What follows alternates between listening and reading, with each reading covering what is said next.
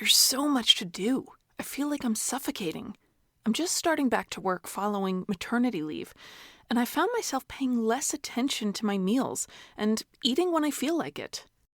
I find I'm telling myself the story of, I don't know how this all can get done, and I don't know what needs to happen on this project, and I'm not sure I'm prepared to do this. These stories often led to emotional eating in my past, and it's happening again.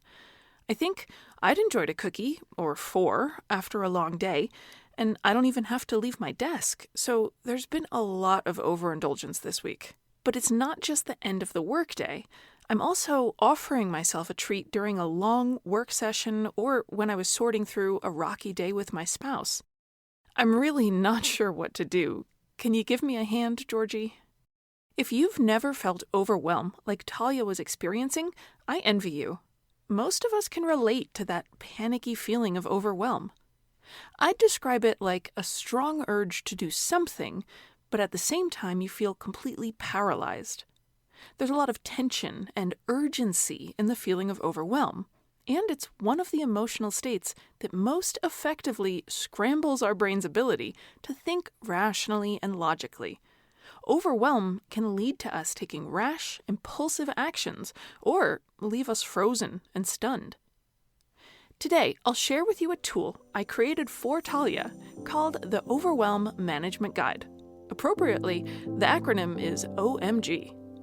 This is the Breaking Up with Binge Eating podcast, where every listen moves you one step closer to complete food freedom. Hosted by me, Georgie Fear, and my co-coach, Mary Claire Brescia. I wrote back to Talia, right now, food is helping you cope with stress and difficult emotions, but instead of just trying to stop the food behaviors, I would focus first on those feelings and what you want to do when they come up instead of turning to food. That way, you're focused on doing the things which offer more effective feeling better, and they don't take you further from your goals. The thoughts you identified sound like overwhelm is the key emotion at play. Let's walk through the 5-step Overwhelm Management Guide. Number 1, let yourself feel the way you do. There's nothing wrong with you for being overwhelmed, uncertain, or unsure. Those are normal things to feel, and a lot of people have done things that they didn't feel, quote, ready for. The next few steps in this guide will likely reduce your overwhelm, but for this moment, accept that being overwhelmed is a normal part of life, and it will neither kill you nor paralyze you. It's just a signal that you're facing a big challenge, so let's get geared up to take it on. Step 2, get organized. Make a list, make a schedule, make a spreadsheet. Itemize what you can. Getting overwhelming thoughts out of your head where they swirl and overwhelm and onto paper makes them easier to see and define. For example, the dizzying array of things to do before you move, which feels infinite, becomes a list of 28 boxes to check, which is more approachable. 28 is less scary than infinity. Most people feel overwhelmed when they sense being inundated with things to do and not knowing where to begin or when they'll have the time. If you get yourself organized with a schedule, you can pencil in tasks for certain times. And it gives you a visual representation of your finite time resources.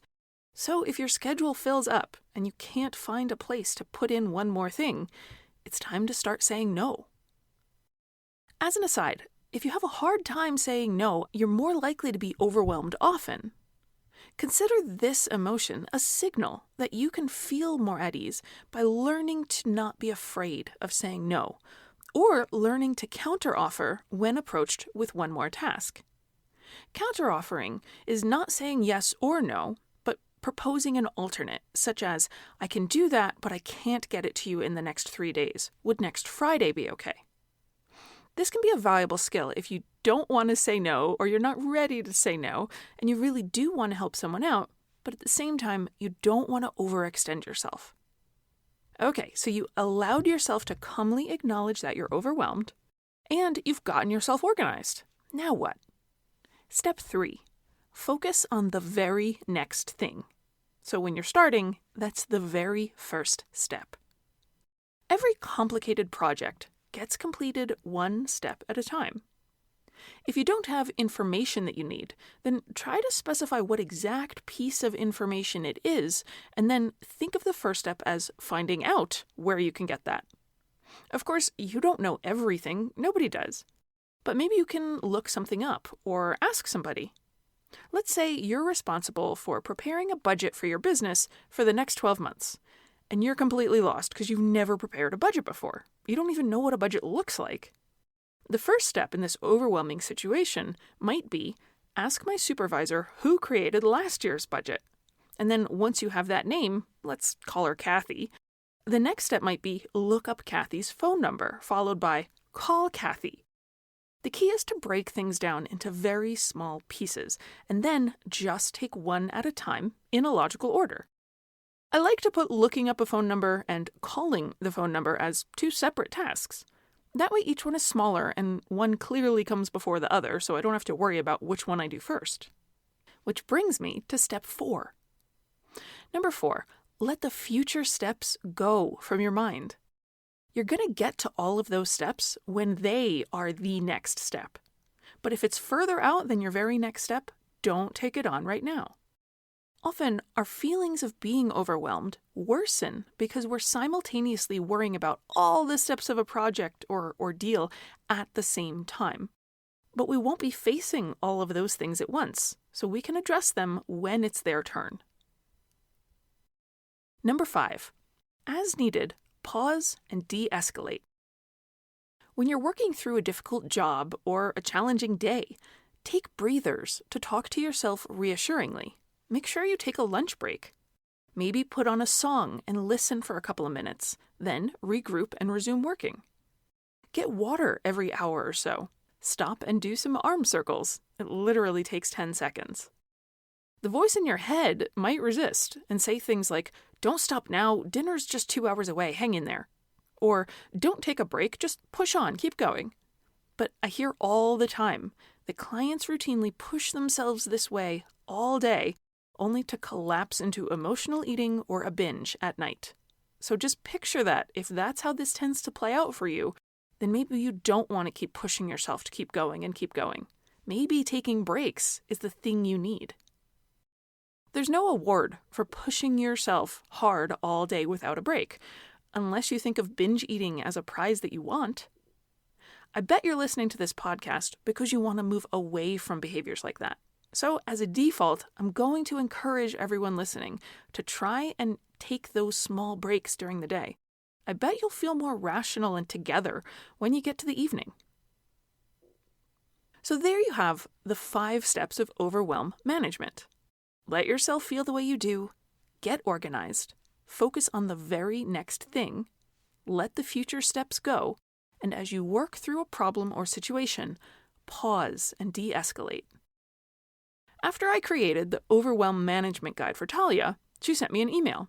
It read, "At 10:58 a.m., before a series of calls, I felt the emotion of overwhelm coming over me. I noted on my phone, starting to feel overwhelmed, but I can handle this feeling without food for this next set of calls. And I was able to handle it. Progress." If you find yourself relating to Talia and the other stories in this podcast, you'll see these are people just like you. If you think you'd like my help with your own success story, where you get to be the hero, we've opened up enrollment for our Breaking Up with Binge Eating coaching program. Go to nutritionloft.com/store to check it out. I'm Georgie Fear. I'm always here for you, and I'll see you in the next episode to continue our journey.